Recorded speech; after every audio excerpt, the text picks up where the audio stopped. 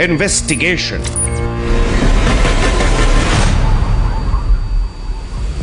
तफ्तीश, तहकीकात, जांच, पड़ताल, खोज।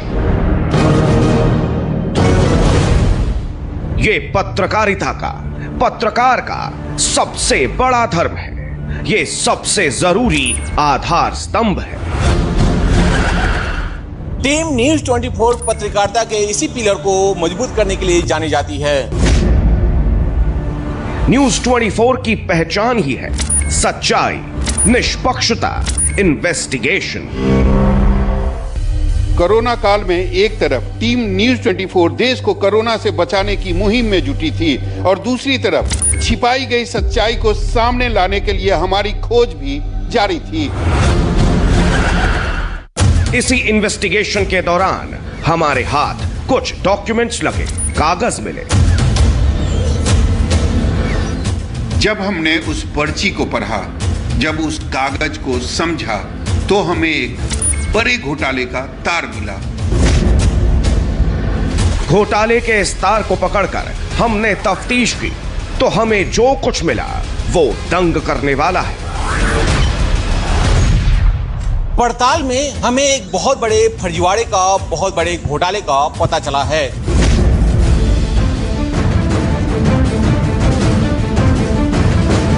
इसीलिए हमने इस इन्वेस्टिगेशन, इस ऑपरेशन को नाम दिया कागज। न्यूज 24 पर यह कागज खुलने वाला है। हम इसका एक एक पन्ना पलटने वाले हैं और खुलने वाला है बहुत बड़ा घोटाला। ये कोई कोरा कागज नहीं है, बल्कि इस कागज पर अफसरशाही के काले कारनामों का कच्चा चिट्ठा दर्ज है। ऑपरेशन कागज।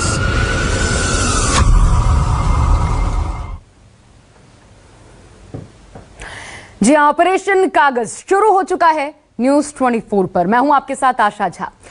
आज कुछ ऐसे कागज खुलने जा रहे हैं जो बिहार में करोड़ों के एम्बुलेंस घोटाले को उजागर करने वाले हैं। इसे बहुत ध्यान से देखिएगा। हमने इस एम्बुलेंस घोटाले को ऑपरेशन कागज नाम क्यों दिया, यह आप जान चुके हैं। अब आपको करोड़ों के उस खेल, उस घोटाले, उस वारे न्यारे के बारे में हम बताने जा रहे हैं जो अब तक छिपा हुआ था, जो अब तक सामने नहीं आ पाया था। यह एम्बुलेंस घोटाला कहीं और नहीं हुआ, बिहार के स्वास्थ्य मंत्री मंगल पांडे हैं। मंगल पांडे के गृह जिले सीवान में यह बड़ा घोटाला हुआ है और ऑपरेशन कागज आज इसका खुलासा करने वाला है। बहुत गौर से देखिएगा किस तरीके से आपकी, हमारी गाढ़ी कमाई की लूट होती है। वो टैक्स का पैसा जो हम आप पे करते हैं उसकी लूट होती है। एमएलए और एमएलसी ने एम्बुलेंस खरीदने की अनुशंसा की, लेकिन कुछ लोगों ने करोड़ों का बड़ा खेल कर दिया। ये सब तब हुआ जब बिहार समेत पूरा देश कोरोना से जूझ रहा है, जब जिंदगी को एम्बुलेंस की सबसे ज्यादा जरूरत है। तब सीवान में बहुत बड़ा घोटाला हो गया। जनता के पैसे से एम्बुलेंस खरीदी गई, लेकिन घोटालेबाज करोड़ों डकार गए। न्यूज 24 आज घोटालेबाजों से यही सवाल पूछेगा, सरकार और सरकारी तंत्र से सवाल पूछेगा। लेकिन पहले यह जान लीजिए कि आखिर ये घोटाला हुआ कैसे और किसने किया।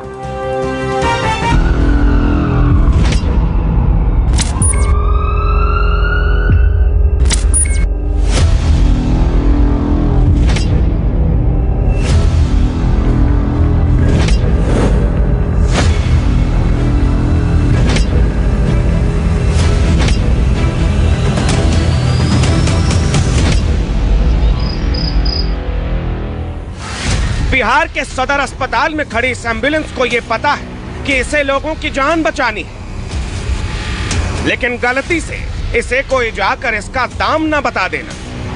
यह एम्बुलेंस बेचारी तो बस इतना जानती है कि इसे मरीजों को अस्पताल तक पहुंचाना है, लेकिन अगर अनजाने में भी किसी ने इसे बता दिया कि इसके लिए कितने नोट खर्च किए गए हैं, तो कहीं खुद को यह जगुआर कार न समझ बैठे।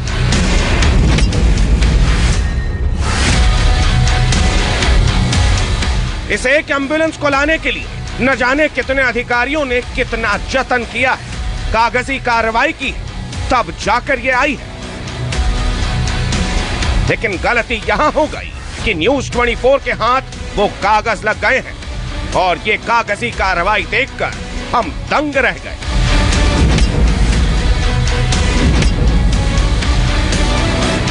अब कागज हाथ लगे हैं तो दुनिया भी देखेगी, आप भी देखिए।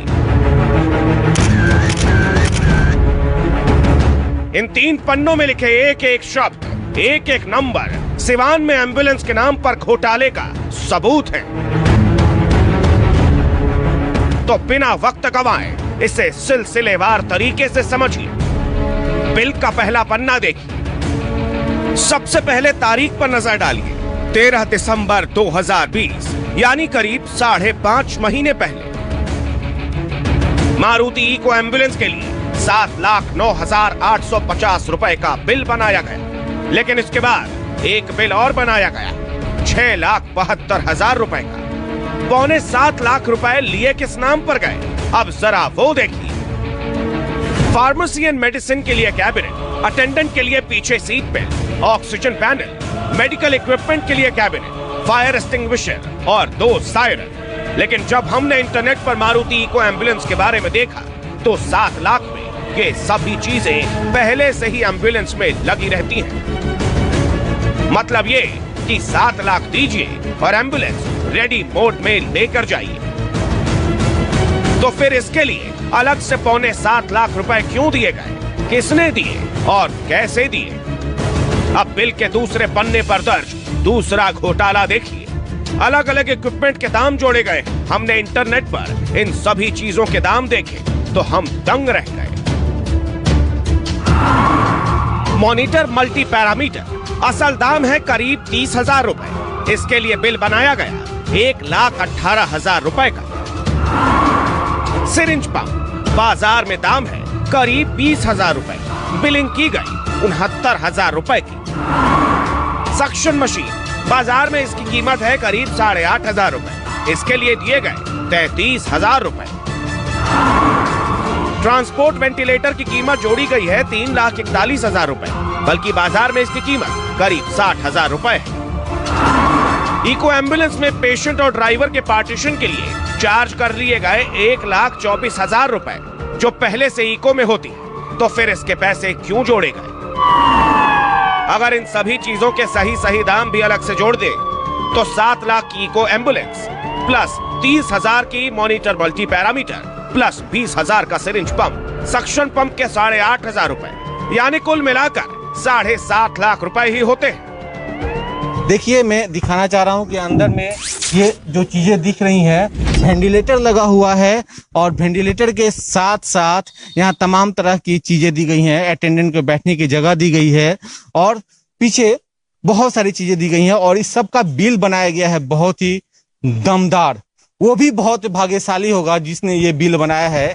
6 लाख रुपये लग गए हैं लगभग इस टोटल चीज को बनाने में। यानी इस छोटे से एम्बुलेंस जिसका मार्केट वैल्यू लगभग 6 लाख रुपये है, 6 लाख के इसमें सामान लग गए हैं। इसके अलावे 6-7 लाख रुपये और भी इसमें लगे हैं अलग अलग चीजों को लगाने में।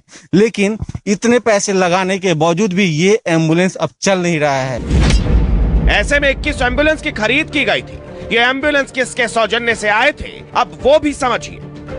सिवान में एम्बुलेंस की खरीद की अगर हम बात करें तो सिवान में MLC टूनाजी पांडे के द्वारा, जैसा कि उन्होंने बताया, 17 एम्बुलेंस दिए गए हैं। वहीं सिवान के पूर्व विधायक, जो सिवान के पूर्व विधायक हैं व्यासदेव प्रसाद के द्वारा, उनके द्वारा 2 एम्बुलेंस दिए गए हैं और जीरादेई के पूर्व विधायक रमेश सिंह कुशवाहा के द्वारा 2 एम्बुलेंस दिए गए हैं। यानी टोटल 21 एम्बुलेंस सिवान में इन समय उपलब्ध हैं और अलग अलग जगहों पे चलने की बात कही जा रही है। लिख करके तो दिए हैं 30 एम्बुलेंस, लेकिन 17 एम्बुलेंस पास हुआ है बजट के अनुसार। उसमें सारी सुविधा है, जो ICU की सुविधा होती है उसमें वेंटिलेटर तक की सुविधा है, ऑक्सीजन, मॉनिटर और भी जो वेंटिलेटर में जितने काम आते हैं यंत्र, वो सारे यंत्र उसमें लगे हुए हैं।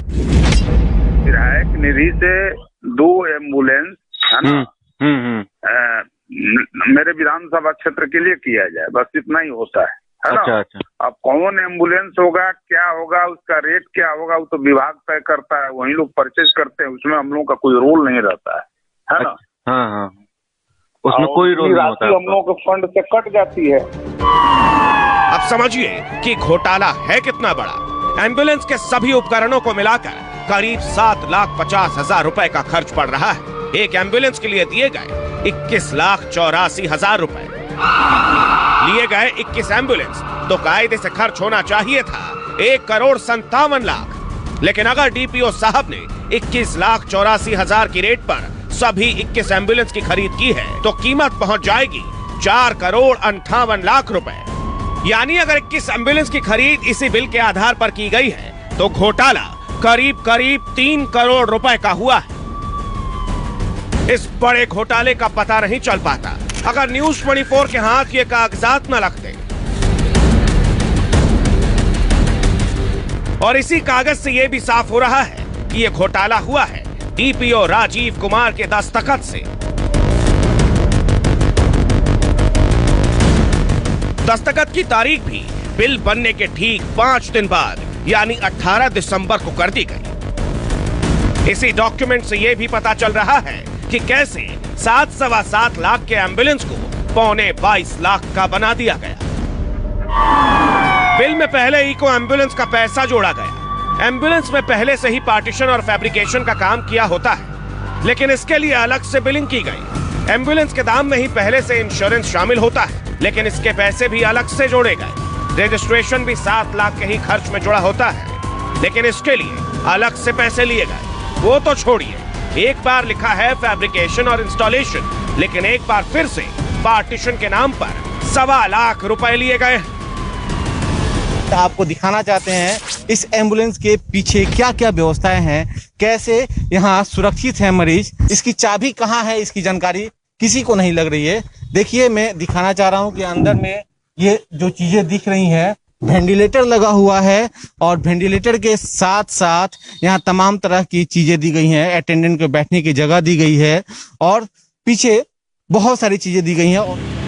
एम्बुलेंस के बिल में जिन चीजों के बारे में जिक्र किया गया है वो अभी तक फिट भी नहीं हुई है। सदर अस्पताल में खड़ी एक एम्बुलेंस के अंदर सील्ड कार्टून रखे हैं। इस घोटाले की तस्दीक मुख्यमंत्री नीतीश कुमार के नाम पूर्व राज्य मंत्री विक्रम कुंवर की इस चिट्ठी से भी होती है, जिसमें उन्होंने इस घोटाले की जांच की मांग की है। साथ ही 22 लाख रुपए की इस बिल में क्या क्या घोटाला हुआ है उसका भी पर्दाफाश किया है। पूर्व राज्य मंत्री विक्रम कुंवर ने भी वही सारे सवाल उठाए हैं जो न्यूज 24 उठा रहा है। साथ ही उन्होंने इको एम्बुलेंस में लगे हर एक उपकरण का सही दाम भी बताया है। सीवान की स्वास्थ्य व्यवस्था के बारे में अगर बात करें तो शायद ही यह पहला ऐसा जिला होगा जहां छोटे से एम्बुलेंस में भी वेंटिलेटर की व्यवस्था की गई है। और सबसे बड़ी बात यह है कि इस एम्बुलेंस में लागत लगी है 22 लाख रुपए, लगभग 22 लाख रुपए की ये तमाम एम्बुलेंस जो आप देख रहे हैं, छोटे छोटे एम्बुलेंस, इसमें पूरा आईसीयू का सिस्टम लगा हुआ है। यानी बिहार के सिवान में एम्बुलेंस खरीदने के नाम पर बहुत बड़ा खेल किया गया। न्यूज 24 सवाल पूछता है कि 7 लाख की एम्बुलेंस का बिल 21,84,000 रुपए कैसे बन गया। इस बिल पर डीपीओ राजीव कुमार ने बिना किसी जांच के साइन कैसे कर दिया। एम्बुलेंस में जो चीजें लगाई गई थी जब उसकी जरूरत ही नहीं है तो खरीदा क्यों गया।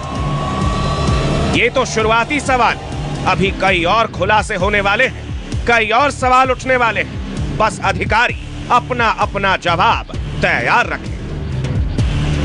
सिवान से आकाश कुमार के साथ ब्यूरो रिपोर्ट, न्यूज 24।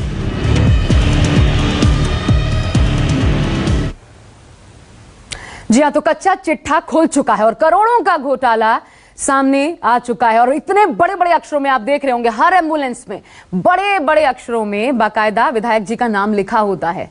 जिन सांसदों की तरफ से मुहैया करवाई जाती है अपने क्षेत्र को ये एम्बुलेंसेस, उनका नाम लिखा होता है। लेकिन इसकी जद में, इसकी आड़ में कितना बड़ा खेल हो रहा है घोटाले का, आज एक एक नाम का पर्दाफाश हम करने वाले हैं। गौर से देखते रहिए और अभी तक जो कुछ हुआ है वो क्या है हम सीधा रुख करते हैं। मेरे साथ खास मेहमानों का पैनल भी जुड़ चुका है। अभी तक आपने ये देखा भी कि एम्बुलेंस घोटाला कितना बड़ा है, कैसे एक ही चीज के बिल दो बार दिखाकर फर्जीवाड़ा किया गया। और देखिए खास मेहमानों का पैनल इस वक्त जुड़ चुका है। मैं सबसे आपका परिचय करवा दूं। मिथिलेश तिवारी जी, XMLA बीजेपी, हमारे साथ इस वक्त जुड़ चुके हैं। राजेश राठौड़, कांग्रेस स्पोक्स पर्सन, हमारे साथ इस वक्त मौजूद हैं। Mrityunjay Tiwari, spokes person RJD से हमारे साथ जुड़ चुके हैं। Madhav Anand ji, spokes person JDU से हमारे साथ हैं। Vikram Singh, ex-DGP UP police, हमारे साथ इस वक्त मौजूद हैं। बहुत अनुभवी, और कैसे ये सब होता है उनसे सुनना बहुत महत्वपूर्ण हो जाता है, क्योंकि जाहिर तौर पर उनका एक्सपीरियंस आज हमें बताने में काम आएगा कि कैसे ये तमाम घोटाले होते हैं। और आप सबका बहुत बहुत स्वागत है। लेकिन सबसे पहले मैं अपने सहयोगी सौरभ कुमार का रुख करना चाहूंगी, इस वक्त जुड़े हुए हैं। सौरभ, सबसे पहले तो बताइए, आखिर कब से चल रहा था ये घोटाला और अब तक ये सामने क्यों नहीं आ पाया? हमारी सरकार के ये आपदा को अवसर में बदलने का मौका, ये खुली छूट आखिर कैसे दे दी गई?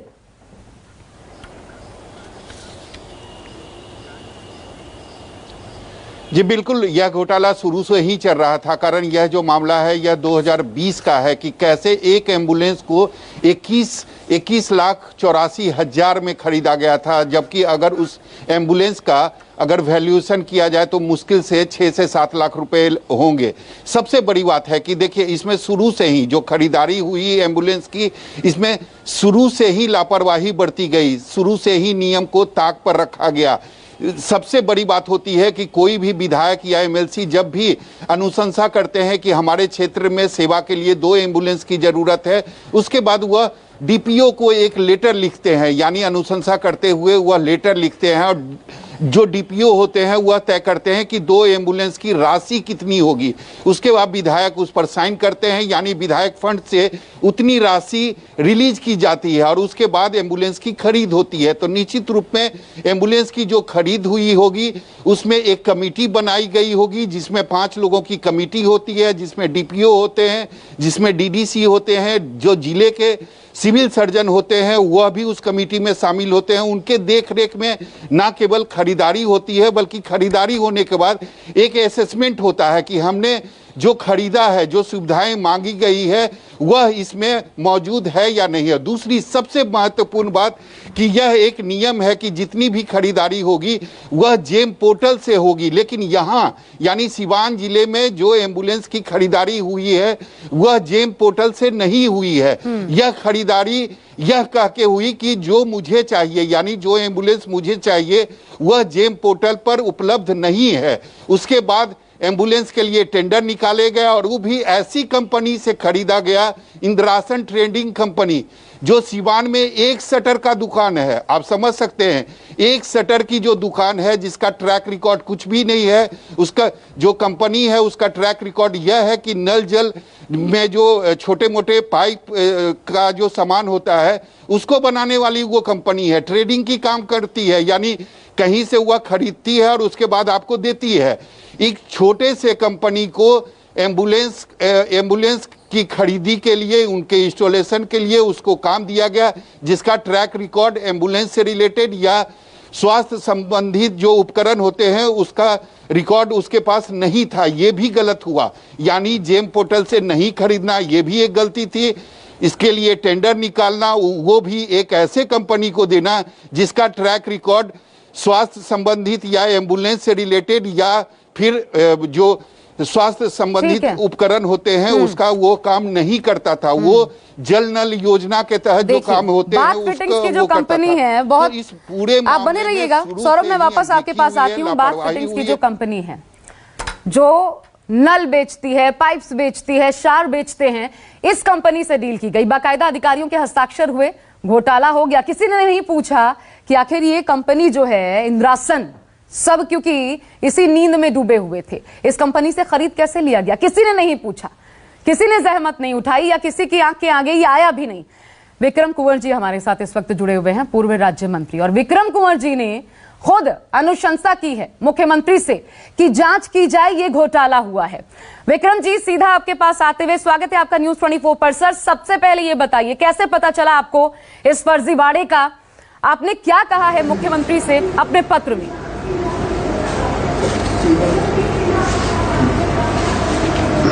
मैंने मुख्यमंत्री जी को 26 को पत्र लिखा और मेल से भेजा कि माननीय मुख्यमंत्री जी, सिवान जिले में जो एम्बुलेंस खरीदारी हुई है उसमें बड़े घपले हुए हैं। और मैंने प्रमाण के साथ उनको पत्र दिया कि जिन जिन सामानों का कीमत बाजार में 30,000 है उसको 1,18,000 में खरीदा गया है, जिसका कीमत 20,000 है वो 70,00,000 में खरीदा गया है, उदाहरण के साथ दिया। और मैंने ये भी मुख्यमंत्री को लिखा कि मुख्यमंत्री जी, सरकार का निर्णय है कि जो भी परचेजिंग होगा जीएम पोर्टल के माध्यम से होगा, लेकिन इस चिट्ठी को दबा करके जिला योजना पदाधिकारी और सिवान के अफसरों ने एक घटिया कंपनी को देकर 7 लाख के सामान को 22 लाख में खरीदने का काम किया। इस मामले को मैंने मुख्यमंत्री को जब लिखा तब मुख्यमंत्री जी 28 को मुख्यमंत्री जी के यहाँ से जवाब चला गया डीएम के यहाँ जांच करने के लिए। उन्होंने तो त्वरित एक्शन लेकर के इस पर कार्रवाई किया है और हमको उम्मीद है कि इस अगले महीने तक इसका दूध का दूध और पानी का पानी हम करा कर रहेंगे। क्या कार्रवाई हुई है सर इसमें अभी तक, जो आपने मुख्यमंत्री को पत्र लिया जिस पर गवर्नमेंट का जो चिट्ठी है उस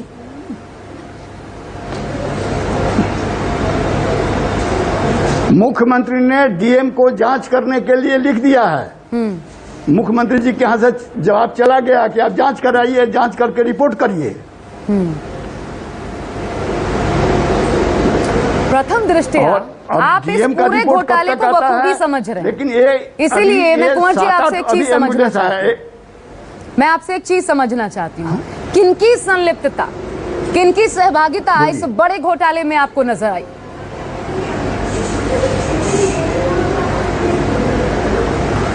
देखिए, जो लोग आ रहे हैं, जिन लोगों का सबके मिली भगत, प्रशासन के अफसरों के मिली भगत से कांड हुआ है। इसका किंग पिंग है जिला योजना पदाधिकारी डीपीओ राजीव कुमार, डीपीओ उसी ने सारे कागजातों को दबा करके कमेटी से उल्टा पुल्टा पास करा लिया। जी, एक एक बिल पर डीपीओ राजीव कुमार के हस्ताक्षर और फिर बहुत आसान हो जाता है। आप पूर्व राज्य मंत्री भी रह चुके हैं, इसलिए एक और चीज समझा दीजिए, फिर मैं अन्य मेहमानों का रुख करूंगी। क्या डीपीओ जब पैसे की निकासी होती है, जब सैंक्शन हो जाता है कि हाँ ये बिल है, पैसे की निकासी होगी, उसमें एमएलसी जो होते हैं उनका या फिर जो विधायक होते हैं, क्या उनकी अनुमति की, उनकी सहमति की जरूरत पड़ती है या फिर सिर्फ सचिव स्तर तक ही ये मामला जाता है?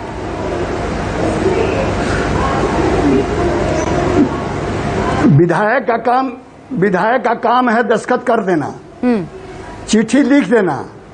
खरीदने का काम अफसर लोगों का है, अफसर लोग करते हैं, विधायक नहीं खरीदता है।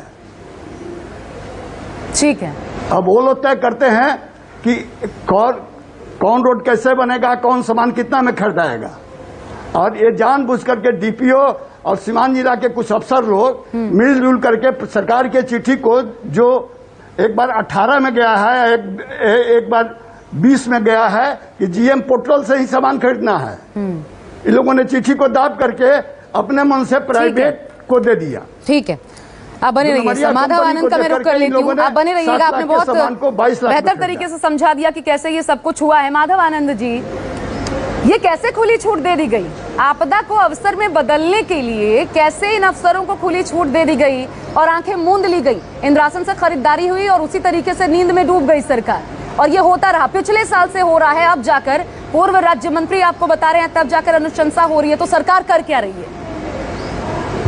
विक्रम जी पूर्व राज्य मंत्री हैं और उन्होंने बड़ी बारीकी से कहा कि अगर उनको लगा कि ये इन्वेस्टिगेशन होना चाहिए, इसमें घपला हुआ है, घोटाला हुआ है, और आदरणीय मुख्यमंत्री जी को उन्होंने लिखा, इसलिए हम लोग कहते हैं सुशासन बाबू की सरकार। आदरणीय मुख्यमंत्री जी ने अविलंब कार्रवाई करते हुए डीएम को लिखा कि आप इन्वेस्टिगेट कराइए और रिपोर्ट सबमिट करने का काम कीजिए कि आखिर घोटाला हुआ तो कैसे घोटाला हुआ, कहाँ सिस्टम का फेलियर है, या किन लोगों की भगत है, जो लोग मिली भगत है, जिन लोगों ने पैसा कमाने का काम किया है, उस पर जैसे दंड भी उसको दंड भी मिलेगा और सुनिए माधवानंद जी, ये क्लीन चिट पहले तो मत दीजिए अपनी सरकार को, क्योंकि आप घोटाला हो चुका है, घोटाला हो चुका है। वो जो गाढ़ी कमाई है ना, एक एक टैक्स का पैसा जो जनता पे करती है वो वापस नहीं आने वाला है। वो जिनकी जेब में जाना था वो चला जा चुका है, इसलिए उसको रोका नहीं जा सका। क्लीन चिट तो पहले दीजिए मत, ना ही इसे सुशासन बाबू कहिए। एक मिनट, आप सुशासन बाबू ना कहें, लेकिन मैं तो सुशासन बाबू बोलूंगा। आपको मैं फोर्स नहीं कर सकता हूँ कि आप सुशासन बाबू, मैं तो बोल सकता हूँ। मुझे पता है अगर गलतियां हुई है, कमियां हैं, अगर घोटाला हुआ है, आपने उजागर किया या राजमंत्री जी ने उजागर किया, इन्वेस्टिगेशन चलेगा, इन्वेस्टिगेशन चल रहा है, रिपोर्ट जो लोग दोषी होंगे स्वाभाविक है उस पर कार्रवाई भी होगी। इसमें कहाँ कोई नहीं, सरकार क्या भाग रही है कार्रवाई से? सरकार किसी को बचाने का तो काम नहीं कर रही है। अब इतने बड़े राज्य में अगर अगर घोटाला किया है, जांच ही तो करवा सकते हैं। जांच कराने का तो दंड देने का काम किया जाएगा। सरकार के मंशा पे दंड देने से क्या वो पैसे वापस आ जाएंगे? मिथिलेश तिवारी जी, ये बताइए, आप ही की सरकार में मंगल पांडे स्वास्थ्य मंत्री, उन्हीं के गृह जिले में ये सब कुछ हो रहा है, नाक के नीचे हो रहा है और पता नहीं चलता। पूर्व राज्य मंत्री बताते, आप अनुशंसा कर देते हैं, ठीक है जांच होगी, क्या होगा? ये कैसे हो जाता है? देखिए, ये जो विषय आपने उठाया है, इसमें स्वास्थ्य मंत्री की कोई भूमिका ही नहीं है। और मैं एक पत्र आपको दिखा रहा हूं और इस पत्र की भी पड़ताल करिए। मैं पिछले टर्म में जब मैं विधायक था तो स्वयं मैंने अपने क्षेत्र में 2 एम्बुलेंस की खरीद की है। मैंने अनुशंसा किया, जैम पोर्टल से दोनों एम्बुलेंस खरीदे गए और दोनों पीएचसी में चल रहे हैं। और इसमें जो आपके द्वारा जो विषय उठाए गए हैं, मुझे लगता है इसमें सबसे मुख्य विषय है कि जो परचेज कमेटी थी उसने किस परिस्थिति में जैम पोर्टल को छोड़ करके और लोकल कॉन्ट्रैक्टर के माध्यम से इसकी खरीद की। ये जो सबसे बड़ा जांच का विषय है और निश्चित रूप से इसकी जांच होनी चाहिए। माननीय विक्रम कुंवर जी ने अगर यह विषय उठाया है, माननीय मुख्यमंत्री जी ने डीएम सिवान को लिखा है जांच के लिए, तो हमको लगता है कि आपके द्वारा उठाए जाने के बाद ये मामला और सीरियस हो गया और हमको लगता है इसकी जांच होगी। जो दोषी अधिकारी होंगे वो निश्चित दंडित होंगे। लेकिन अब सवाल यह है कि इसमें स्वास्थ्य मंत्री की कोई भूमिका नहीं है। स्वास्थ्य विभाग से खरीदा नहीं गया, ये सीधे खरीदा गया है जो ये आपका जिला योजना कार्यालय सिवान होता है उसके माध्यम से खरीदा गया है। विधायक अनुशंसा करते हैं, उसके बाद अब ये परचेज कमेटी में जाता है और परचेज कमेटी के बाद जब फाइनली खरीदना होता है तो इसकी स्वीकृति फिर से माननीय सदस्य से ली जाती है और जब खरीद हो जाती है तो उसका एक सर्टिफिकेट भी माननीय सदस्य को भेजा जाता है। मैंने जो टाटा विंगर कंपनी सर, ये बताइए, क्या माननीय सदस्य की जिम्मेदारी नहीं होती है कि उनकी निधि के आए पैसे खर्च कहाँ हो रहे हैं, किस रूप में खर्च किए जा रहे हैं, कुछ गड़बड़ तो नहीं हो रही है? ये देखना, आंखें मूंद लेना ही जिम्मेदारी होती है क्या? कि जो पत्र आया सामने उस पर हस्ताक्षर कर दिए, हाँ पास, ये जिम्मेदारी तो होती होगी। नहीं, बिल्कुल आपके इस बात से मैं सहमत हूँ। जिला में जब भी कोई बैठक होती है और उस बैठक में अनुश्रवण की बात आती है तो सामान्य सदस्य भी उसके सदस्य होते हैं। तो मुझे लगता है कि अब उन लोगों से सहमति ली गई है नहीं ली गई है, ये भी एक जांच का विषय है। कहीं ऐसा तो नहीं है कि इन लोगों ने अनुशंसा कर दिया और जिला योजना ने पैसा उनके काट लिया, काट करके जो है तो खरीद लिया। ये सारी बातें जांच से पता चलेगा। लेकिन ये संज्ञान में मामला आया है, जिन माननीय सदस्यों का भी ये ऐच्छिक कोष से खर्च हुआ है उनको भी इसको देखना चाहिए। लेकिन मुझे लगता है कि अधिकारियों ने इसमें गड़बड़ी की है। जैम पोर्टल से खरीदा गया होता तो इसमें कहीं कोई बात नहीं आती। मुझे लगता है कि इसमें जांच का सबसे बड़ा पॉइंट है कि जैम पोर्टल से नहीं खरीद करके किसी लोकल कॉन्ट्रैक्टर को ये खरीद की जिम्मेवारी क्यों दी गई। इसका जब जांच होगा तो पता चल जाएगा कि गड़बड़ी करने वाला कौन व्यक्ति है और किसके माध्यम से हुई। और ये तो पिछले साल से होता जा रहा है, इसीलिए मृत्युंजय तिवारी जी आपको जोड़ते हुए आप जांच कर दीजिए और सीधा सीधा अफसर पर कार्रवाई भी कर दीजिए। लेकिन ये जाहिर सी बात है, वो जो गाढ़ी कमाई है जनता की, वो जो लूट खसोट हुई है, वो पैसे तो वापस नहीं आने हैं। आपने वो लूट खसोट करने की आजादी दे दी, ये सब कुछ तभी हुआ। तो निगरानी की जिम्मेदारी तो बनती है सरकार की या फिर उन विधायक की जिनके मद में ये पैसा आया, जिनकी निधि के तहत ये पैसा आया। देखिए, सबसे पहले तो न्यूज़ 24 को हम आपके चैनल को धन्यवाद देते हैं कि कई बार आपने इस तरह के घोटालों को, आपके संवाददाता जो पटना में है, सौरभ जी ने उजागर किया है, इसके पहले भी घोटाला उजागर किया है। बिहार में 16 वर्षों से नीतीश कुमार हैं और घोटालों की भरमार है। चारों ओर एक घोटाला रहे तब ना लोगों की जान चली गई। कोरोना काल में एम्बुलेंस नहीं मिल रहा था, कोई भाजपा का सांसद एम्बुलेंस छुपा कर रखा था, कोई ऑक्सीजन छुपा कर रखा था। अब लीजिए नया घोटाला, एम्बुलेंस घोटाला सामने आया। ये कहां जहां जहां उंगली रखा जाए वहीं से मवाद निकल रहा है। चारों ओर घोटाला ही घोटाला है। अब इसके लिए सीधे तौर पर सरकार कहेगी अफसर जिम्मेवार, अफसर कहेंगे सरकार जिम्मेवार। अरे सरकार के बिना संरक्षण के कोई अधिकारी पदाधिकारी कैसे घोटाला कर लेगा? आखिर कहीं ना कहीं सरकार के लोग जो सरकार में बैठे हैं, आदरणीय मुख्यमंत्री जी, जिनके कार्यकाल में ये 68वां घोटाला है, लगातार हर जगह घोटाला घोटाला, कोई ऐसा विभाग नहीं होगा जहां घोटाला नहीं होगा। अब बताइए एक एम्बुलेंस की कितनी आवश्यकता थी इस कोरोना काल में, किसी को एम्बुलेंस नहीं मिल रहा था, लोग तड़प तड़प कर मर रहे थे। और यहाँ जितने राशि से 5 एम्बुलेंस खरीदे जा सकते थे, उसमें 1 एम्बुलेंस में खर्च दिखा करके लूट लिया गया जनता की गाड़ी कमाई को। ये लूट की छूट किसी को नहीं है। इसमें जो लोग दोषी हैं उन पर कार्रवाई होनी चाहिए, नहीं तो राष्ट्रीय जनता दल सड़क से लेकर सदन तक इस मामले को उठाएगा। हम लोग चुप नहीं बैठेंगे। बिल्कुल, मैं राजेश राठौर जी आपको भी जोड़ना चाहती हूँ। अगर वो सख्ती होती, अगर ये 3 कार्यकाल नीतीश कुमार के ये दिखा होता कि कहीं कुछ भी गड़बड़ी तो वो शख्स बचेगा नहीं, तो क्या अधिकारियों की इतनी हिम्मत होती कि नाक के नीचे इस प्रकार का घपला घोटाला वो करते? पता है कि कुछ नहीं होना है, आराम से पैसे डकार जाएंगे। अगर ये स्थिति नहीं होती तो क्या ये घोटाला होता? सर्वप्रथम तो हम न्यूज 24 के तमाम टीम के लोगों के आभार व्यक्त करते हैं, बिहार जनता के हित में इतने बड़े कारनामे का उजागर किया। हम विक्रम कुमार के प्रति भी आभार व्यक्त करते हैं जिन्होंने इस को पत्र लिखा। लेकिन सरकार का दायित्व क्या है? आप देखिएगा आशा जी, 2-4 दिनों में मुख्यमंत्री का जवाब आएगा कि कानून अपना काम कर रहा है। लेकिन लगातार आपने एक सिवान का मामला उठाया है। आप अगर पड़ताल करेंगे तो सिवान जैसे हर जिले में एम्बुलेंस की खरीदी गई है, वो एम्बुलेंस चलवा को लाया, उसमें घोटाला कितना हुआ? अभी जो मैंने एक माननीय विधायक का सुन रहा था आपके चैनल पे कि माननीय विधायकों का काम है अनुशंसा कर देना, मैं बात मान लिया, बाकी क्या काम करना जिला प्रशासन के है। यही बात राजीव प्रताप रूडी क्यों नहीं माने थे कि उनका काम था सिर्फ अनुशंसा कर देना, तो फिर एम्बुलेंस खजाने के बाद वो कैसे चलवा रहे थे? आज जब विपक्ष के लोगों ने आवाज उठाई, जब मीडिया के साथियों ने आवाज उठाई, तो आवाज उठाने वाले को ही जेल में बंद कर दिया गया। तो यह सरकार जो घोटाला है उसको उजागर करने वाले को ही जेल भेज देती है। अगर सरकार निष्पक्ष हो, सरकार जांच करे, तो घोटाला करने वाले को जेल में भेजने का काम सरकार करती तो मुझे नहीं लगता है कि एक पर एक घोटाला होते जाता। बिहार में माननीय प्रधानमंत्री जी आए थे तो स्वयं भरी सभा में कहा था कि मुख्यमंत्री 55 घोटाले का आरोपी है और एक घोटाला उन्होंने गिनाए थे। उसके बाद हमको लगता है कि 12वां या 14वां घोटाला होगा जो न्यूज 24 के सौजन्य से जनता को प्राप्त हो रहा है।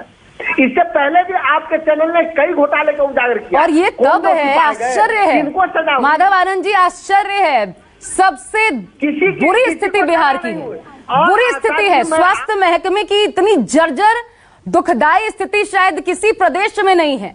आप कहीं चले जाइए, पीएचसी का हाल देख लीजिए, ऐसी स्थिति है, बुरी स्थिति कि समझ ही नहीं आता कि बिहार में सरकार है या नहीं। स्वास्थ्य मंत्रालय इस तरीके से बिहार का काम कर रहा है और तब इस प्रकार के घपले घोटाले हो रहे हैं और आप सुशासन बाबू कह रहे हैं। ये शर्म की बात है। मैं दोबारा आ रही हूं, लेकिन उससे पहले जो दर्शक हमसे देर से जुड़े हैं उनको एक बार फिर से हम बताते हैं घोटाला क्या है, ये घोटाला कैसे किया गया, कितना बड़ा ये घोटाला है, कहां कहां हो सकता है अंदाजा आप ये भी लगाइएगा।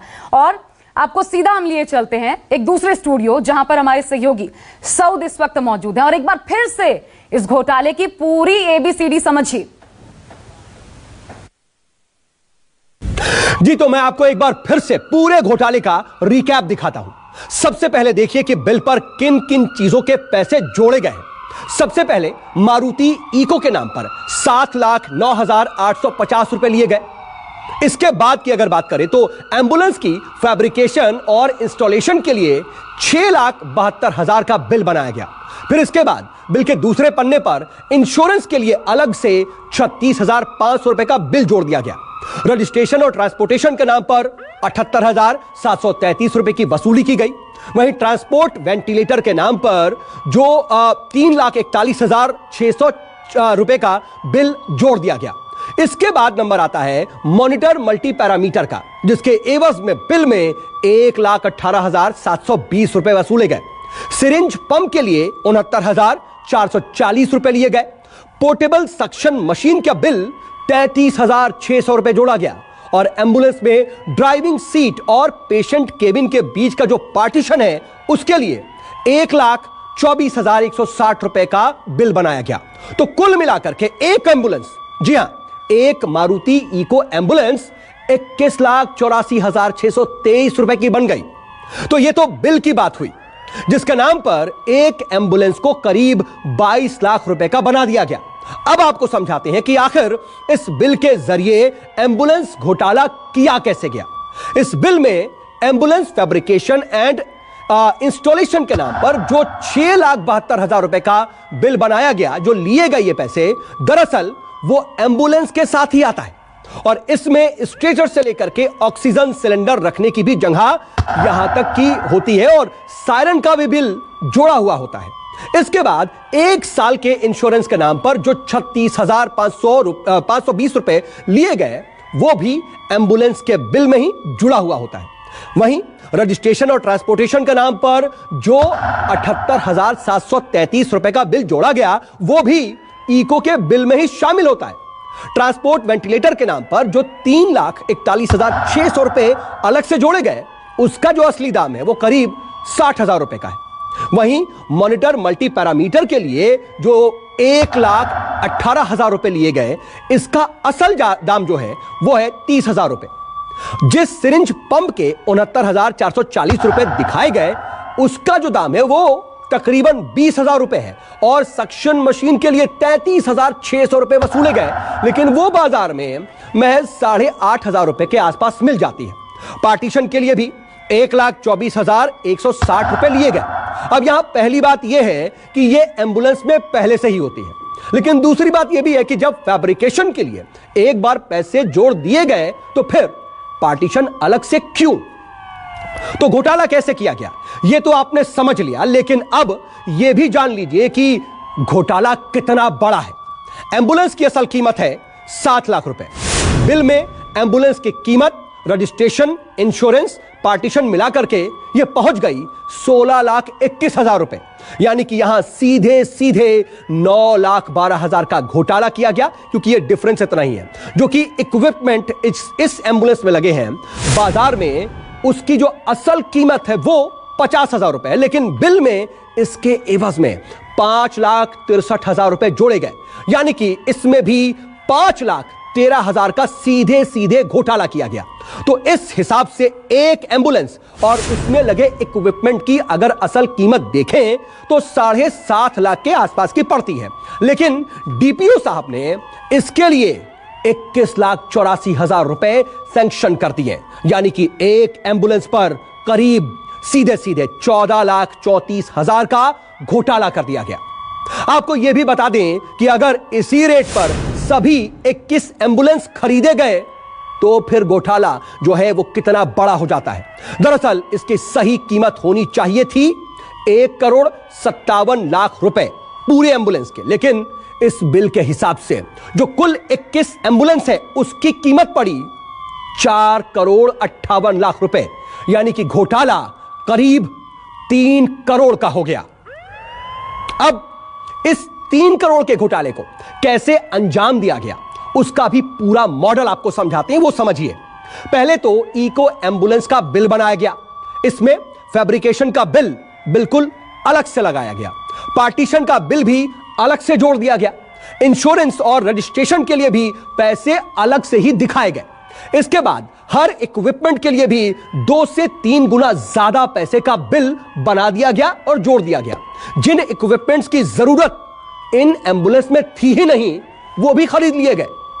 यहां पर न्यूज 24 यह सवाल पूछता है कि 7 लाख की एम्बुलेंस का बिल 21,84,000 कैसे बन गया?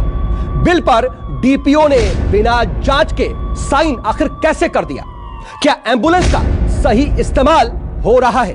क्या सारे उपकरण एम्बुलेंस में लगे भी हुए हैं? छोटे एम्बुलेंस में बड़े उपकरण आखिर क्यों लगाए गए? तो शुरुआती खुलासे हैं और फिर से अगर हम आपको बताएं कि यह क्या कुछ था, उसके लिए एक बार फिर से हमारी सहयोगी आशा के पास चलते हैं जो कि आगे भी बड़े खुलासे करने वाली हैं। आशा जी, सऊद अब बने रहिएगा, मैं आती रहूंगी आपके पास। ये घोटाले की एबीसीडी समझाना दर्शकों को इस वक्त बहुत जरूरी है। बिहार की स्थिति हम आपको बता रहे हैं, वो बिहार जिसे सुशासन बाबू का बिहार कहा जाता है, वो बिहार जहां पर स्वास्थ्य मंत्री के गृह जिले सीवान की स्थिति हम आपको दिखा रहे हैं। एक एक जिले में सोचिए, जहां जहां एम्बुलेंसेस की खरीद हुई है, 21 एम्बुलेंस खरीदी गई, 3 करोड़ का घोटाला। माननीयों को नहीं पता क्या हो रहा है उनकी नाक के नीचे, और इसलिए वो अपना पल्ला झाड़ लेते हैं, कहते हैं हमारी कमीज साफ है, सफेद है। लेकिन ये कैसे हो रहा है? एक डीपीओ को इतने अधिकार, और अगर अधिकार दिए भी गए नियमतः, तो फिर जिम्मेदारी क्या माननीयों की नहीं बनती कि उनके निधि से अगर ये पैसा खर्च हो रहा है जो कि जनता की गाढ़ी कमाई है, तो कम से कम उस पर आंख रखें, क्योंकि एक जिले की बात नहीं है। ये किस किस जिले में हो रहा है आप नहीं कह सकते, और कितने बड़े पैमाने पर हो रहा है, क्योंकि सबको पता है घोटाले दर घोटाले करते जाइए, कुछ नहीं होने वाला। मुख्यमंत्री तो वैसे ही अपने मंत्रियों को कह चुके हैं, सांसदों को कह चुके हैं, कोई बाहर नहीं निकलेगा कोरोना काल के समय, जो कुछ करना है वीडियो कॉन्फ्रेंसिंग के माध्यम से कीजिए। ये मुख्यमंत्री हिदायत दे रहे हैं ताकि कोरोना से बचा जा सके। लोगों में गलत संदेश जाता है, लेकिन ऐसे घोटाले क्या संदेश देते हैं? मेरे साथ आप देख सकते हैं पूर्व डीजीपी विक्रम सिंह जी भी जुड़ चुके हैं। सर, मैं आपके पास आती हूं, लेकिन माधव आनंद, ये बताइए, ये कुल मिलाकर के 21 खरीदे गए एम्बुलेंसेस, एक आध चल रही हैं, बाकी सब पड़ी हुई हैं, इस पर भी स्वास्थ्य महकमे की नजर नहीं पड़ती, सुशासन बाबू की नजर नहीं जाती। हर जिले में ये हालात देखने को मिल रहे हैं कि आखिर क्यों एम्बुलेंस खरीदाए जा रहे हैं? पड़े हुए हैं तो क्यों पड़े हुए हैं? अपने मंत्रियों से, अपने सांसदों से, विधायकों से पूछते भी हैं। आशा जी, आपने जिस रूप में बिहार की स्वास्थ्य व्यवस्था को पोर्ट्रेट किया, ऐसा प्रतीत होता है। मैं बिहार से हूं, मैं आपको बता दूं, मैं बिहार से हूं, और मैं आपको बताऊं, कल की बात है, आशा जी, गृह जिले नालंदा मुख्यमंत्री के, वहां का उनके खुद महानंदपुर में जो पीएचसी की हालत थी, आप देख के कहेंगे कि कूड़े का ढेर है, कूड़ा घर है, ये पीएचसी की हालत थी। और जब वहां पर इस प्रकार पैसे की बंदरबांट हो रही है, तो कैसे काम हो रहा है? ये सब क्या मुझे समझने की जरूरत है या आपको समझाने की मुझे जरूरत है? आशा जी, मैं भी बिहार से ही हूँ और मैं भी जानता हूँ, और आप जितनी बातें कह रही हैं, कमियां हो सकती है, लेकिन जिस रूप में आप कह रहे हैं कि स्वास्थ्य व्यवस्था नाम की चीज ही नहीं, तो आखिर कोरोना का रेट कैसे घट रहा है? रिकवरी रेट 97% पे कैसे पहुंच गया? पॉजिटिविटी रेट 2% पे कैसे आया? लोगों जैसे बिहार जैसे तीसरा सबसे बड़ा प्रदेश बन चुका है वैक्सीनेशन के मामले में, तो क्या कौन कर रहा है? आप इनके तरफ बताने का कष्ट करें। आप एक दो जगह का ठीक है, आपने बताया, इन्वेस्टिगेशन भी चल रहा है, जो अधिकारी दोषी है, अधिकारी दंडित भी, उनको दंड भी मिलेगा, कानून है, कानून के तहत उनको सजा भी मिलेगी। लेकिन यह कहना कि पूरी व्यवस्था ही चरमरा गई है, स्वास्थ्य व्यवस्था नाम की चीज नहीं लगता है, तो सर ऐसा ही है ना। 55 घोटाले अभी आपको बता रहे थे ना, अभी आपको मृत्युंजय जी बता रहे थे, 55 घोटाले, साल दर साल जो घोटाले होते, कहाँ होते हैं इतने घोटाले? मृत्युंजय जी मेरे अच्छे मित्र भी हैं, मृत्युंजय को भी पता है कि उनके क्या सरकार थी तो कितने घोटाले हुए थे और क्या क्या हुआ था, उसमें मैं बताना नहीं चाहता हूँ। इन्हीं के विधायक तो स्वास्थ्य मंत्री थे, तो एम्बुलेंस उनके पिताजी के घर पर रखा रहता था। तो ये लोग मुझे ना बतावे कहाँ कमियां हैं, आपने उजागर किया है, तो हम लोग दुरुस्त करने का काम करेंगे। इन्वेस्टिगेशन चल रहा है, आखिर होटल से खरीदा गया, उन्होंने मिथिलेश जी ने भी कहा, विधायक तो सब कहानी कैसे होता है, तो इन्वेस्टिगेशन हो रहा है। आप आदरणीय मुख्यमंत्री जी ने सांप निकल गया, लाठी पीटते रहिए, ये क्या हुआ सर? और कितनी बार ये तथ्य माना जाएगा? कौन सा जितने भी आपने उजागर किया, सब कार्रवाई हुई है, वो कानून के तहत हो सकती है, उसके तहत हमेशा होता है। विक्रम सिंह जी के साथ जुड़े हुए मैं एक बार उनका रुख करना चाहती हूँ। सर, अगर ये कार्रवाइयां होती, अगर वो सख्त संदेश जाता, तो फिर क्या आपको लगता है अपराधियों में, अधिकारियों में इस प्रकार का ये भय नहीं होता? और वो भी ये आश्चर्य की बात है, इंद्रासन बाथ फिटिंग्स की एक कंपनी है जिससे मेडिकल इक्विपमेंट्स खरीदे जा रहे हैं, ये और खड़ी हैं, क्योंकि उनको पता है कि न किसी की नजर में आने वाला है। हम बात फिटिंग्स की कंपनी से खरीद ले मेडिकल इक्विपमेंट्स, किसी को पता नहीं चलेगा। तो ये बताता नहीं, ये बताने के लिए काफी नहीं है क्या कि अधिकारियों को पता है कि कुछ नहीं होना, जो करना है करिए, बड़े आराम से करिए। आशा जी नमस्कार, सभी विद्वान राजनीतिक मित्रों को नमस्कार। मैं राजनीति की बात न करके केवल व्यवहारिक प्रोसीजरल बातें करूंगा। हो सकता है वो बहुत अप्रिय लगे, लेकिन देश इस समय केवल यथार्थ सुनना चाहता है। बचाव पक्ष की बातें बाद में सुनी जाएंगी। सबसे पहले, क्या आपराधिक केस रजिस्टर हुआ है? रजिस्टर हुआ है तो क्या एसआईटी ने उसकी जांच ले ली है? और क्या समयबद्ध तरीके से इस इन्वेस्टिगेशन की जांच हो रही है? संबंधित अधिकारी निलंबित हुए या नहीं हुए? इसको कहते हैं आशा जी ओवर इनवॉइसिंग और ओवर बिलिंग। आपके ऑपरेशन कागज ने भली भांति इसको उजागर कर दिया है कि प्रथम दृष्टया आपके द्वारा लगाए गए खुलासे या प्रस्तुत किए गए तथ्य वो अकाट्य प्रतीत हो रहे हैं। लेकिन जब तक इसकी जांच पूरी न हो जाए, जो कि मैं उम्मीद करता हूं कि 30 दिन के अंदर इसकी जांच जरूर हो जाए, क्योंकि इसके महत्व को देखते हुए जो तथ्य आपने प्रस्तुत किए हैं उसके आलोक में यह आवश्यक है कि पूरी ताकत लगा के इन्वेस्टिगेशन पूरा किया जाए। अगर प्रथम दृष्टया अधिकारी दोषी पाए जाते हैं तो जरूर हो, क्योंकि एक एम्बुलेंस में 9,12,000 की ओवर इनवॉइसिंग और ओवर बिलिंग है। एक ही वेंडर को आपने कार्य दिया, आपने टेक्निकल टेंडर्स प्राप्त नहीं किए। ये तमाम चीजें अभी तो मैं बताऊं तो इसमें कम से कम 18 चीजें और निकल के आएंगी, लेकिन उसका ना समय है ना ये समय उपयुक्त है।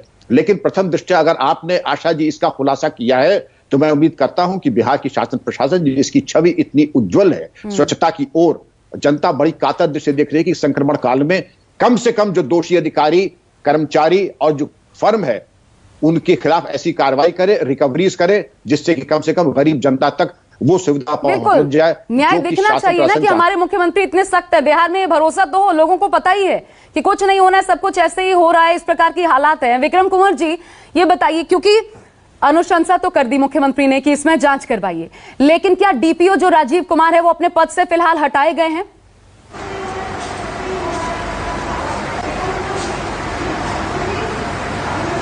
देखिए, अभी तो 3-4 दिन पहले की घटना है, सुनाई नहीं दे रहा है जी, सुनाई नहीं दे रहा है। हाँ मैं आपको सुन पा रही हूँ सर, बोलिए, आपकी आवाज आ रही है। हेलो हेलो, हाँ बोलिए। डीपीओ राजीव कुमार को हटाए बिना अपने पद से कार्रवाई कैसे होगी, जांच कैसे होगी?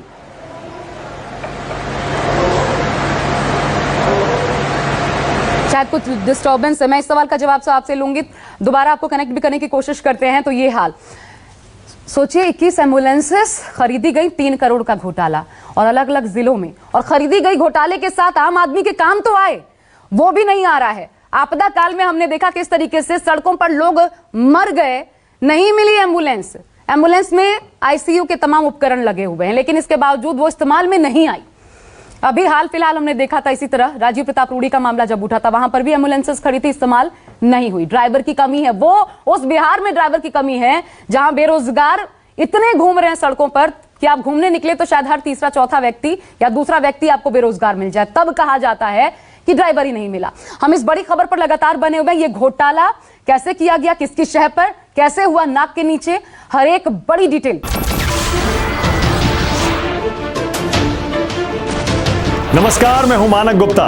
अगर आपको हमारा ये वीडियो पसंद आया हो तो इसे लाइक और शेयर जरूर करें, और हां, हमें सब्सक्राइब और फॉलो करना ना भूलें ताकि आप देश और दुनिया की कोई खबर मिस ना करें। तो जुड़े रहिए हमारे साथ और देखते रहिए News 24।